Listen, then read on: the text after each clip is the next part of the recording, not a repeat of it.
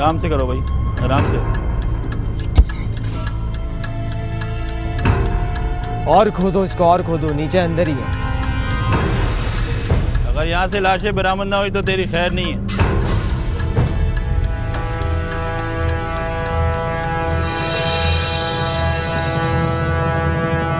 साहब जी ये देखें।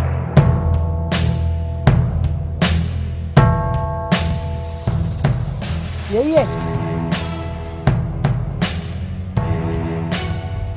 ये कड़ा मैंने सीमी को अपनी शादी की सालगिरह पे दिया।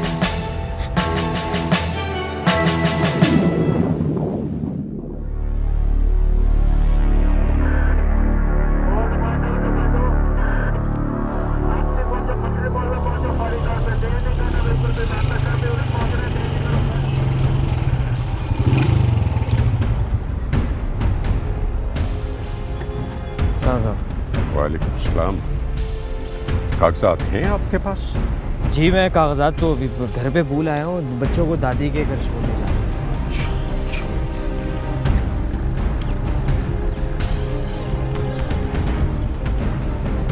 आपकी मोटरसाइकिल पर तो कहीं भी नंबर प्लेट नहीं है। जी क्या फ़र्क पड़ता है तो बाइक मेरी। हाँ हाँ, फर्क पड़ता है।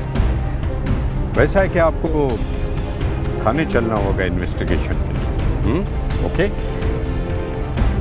मोटरसाइकिल ले आओ थाने और इन लोगों को गाड़ी में बिठाओ। चले, कम ऑन।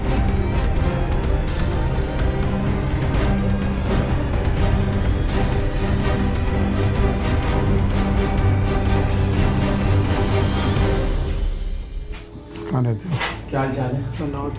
तुम इसका नंबर क्या? दादी का दोनों बस मैंने जो कहा है ना वो 93 नॉट नंबर।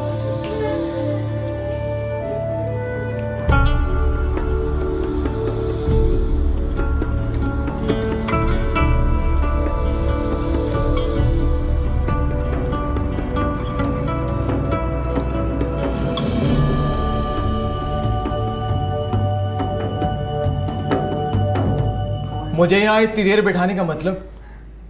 तुम्हें पता नहीं है तुम यहाँ क्यों आए? ये बटन पहले बंद करो, ये थाने में बैठे हो तुम, समझ गए? अफसरान आते हैं, उसके बाद तुम्हारे से पूछा जाएगा कि तुम किस मसले में लाए हो, और तुम्हें पता भी चल जाएगा कि तुम्हें पुलिस ने क्यों बैठाया हुआ है।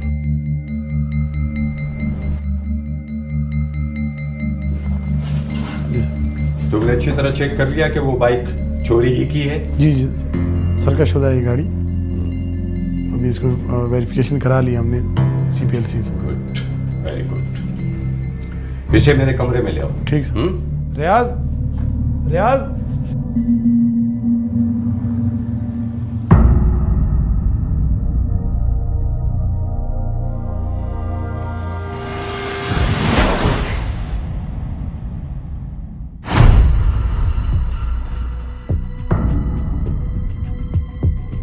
क्या नाम है तुम्हारा? नाम? फैयाज, फैयाज धीमा सावन। फैयाज धीमा सावन। तुझे शायद मालूम नहीं है कि तू किस मौसम में फंस गया है। देखो, मुझे सच सच बता दो, मैं जानता हूं कि वो चोरी की बाइक तुम्हारे पास है। मुझे सिर्फ इतना बता दो कि बाकी की बाइक्स तुमने कहां रखी हैं।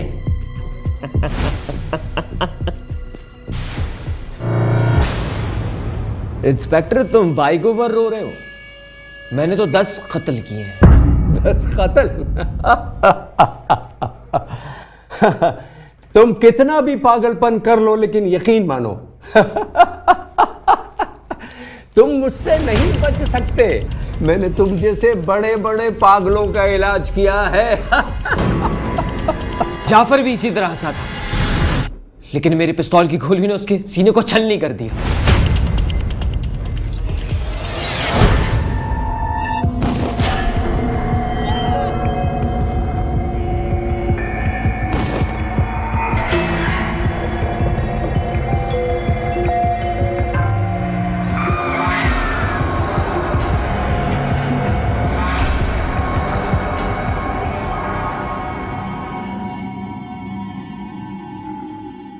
2 कमरे के छोटे से मकान में पहले से मौजूद 9 भाई बहनों के बाद मेरी पैदाइश हुई। गुर्बत की वजह से तालीम नहीं हासिल कर सका और छोटी सी उम्र में अपने घर चलाने के लिए मैंने छोटे छोटे काम करना शुरू किए। लेकिन जब थोड़ा बड़ा हुआ तो सोचा कि कुछ और किया जाए। बाज़ार से वॉल क्लॉक ख़रीद कर उनमें अल्लाह के नाम और आयतों को नक्श करके अच्छे तरीके से गली गली मोहल्ले मोहल्ले में फेरे लगा के बेचा करता था। और इसी तरह कब 27 साल ज़िंदगी के गुज़र गए पता नहीं चला। इसी साल मेरी शादी कर दी गई। आयशा बहुत सलीका शौहर बीवी साबित हुई क्योंकि वो थोड़ी बहुत तालीम याफ्ता थी। उसकी वजह से मेरी ज़िंदगी में बहुत सी तब्दीलियाँ आईं और प्यार मोहब्बत के साथ ज़िंदगी गुजरती रही और पता नहीं चला कि किस तरह 1 साल गुजर गया। अल्लाह ने हमें बेटे से नवाजा।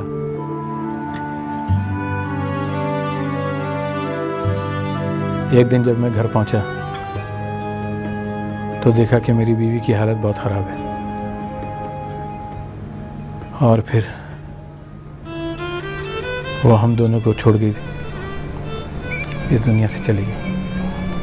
मैं उसका सदमा बर्दाश्त नहीं कर सका, बहुत टूट फूट गया। मैं आयशा को नहीं भुला पा सका कि उसके प्यार, उसकी मोहब्बत मेरी ज़िंदगी में बहुत मायने रखती थी। और इसी सदमे से, इसी तकलीफ़ से मैं बिल्कुल टूट फूट सा होकर रह गया। मेरी इस हालत को देख के एक दिन मेरी माँ ने मुझसे कहा कि बेटा, ज़िंदगी किसी के चले जाने का नाम नहीं, लोग आते हैं चले जाते हैं। माँ के बार बार समझाने से आखिर को उनकी बात मेरे दिल में उतरने लगी और फिर अपनी औलाद के लिए मैंने कुछ करने को सोचा। मैंने एक रिक्शा ले लिया और रिक्शा चलाता रहा। 4 साल तक मुसलसल मुशक्क़त करता रहा, लेकिन दूसरी शादी का किस्सा लोगों की ज़बान और माँ की ज़बान से ख़त्म ना हुआ। तो आखिर को मैं तंग आकर मैंने घर ही छोड़ दिया। बेटे को अम्मा के पास ही रखा और मैं कहीं किराए पे अलग रहने लगा। खर्चा पानी देता था मैं। एक दिन मैं अपने रिक्शे में आराम कर रहा था, शायद थोड़ी सी नींद लग गई थी, तो मुझे ऐसा लगा जैसे कोई खूबसूरत सी लड़की मेरी निगाहों के सामने आई हो और उसने मुझे मुखातिब किया हो। रिक्शे वाले, समनाबाद चलोगे? समनाबाद चलोगे?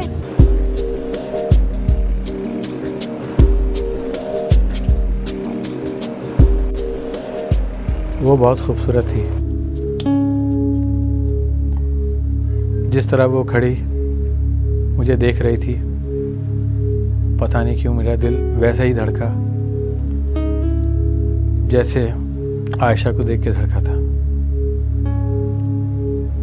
मुझे लगा शायद मेरा माजी लौट के मेरे सामने आ गया। उसका नाम सिमी था, जो मुझे बाद में पता चला, और यही वो लड़की थी जिसकी वजह से आज मैं यहाँ मौजूद हूँ।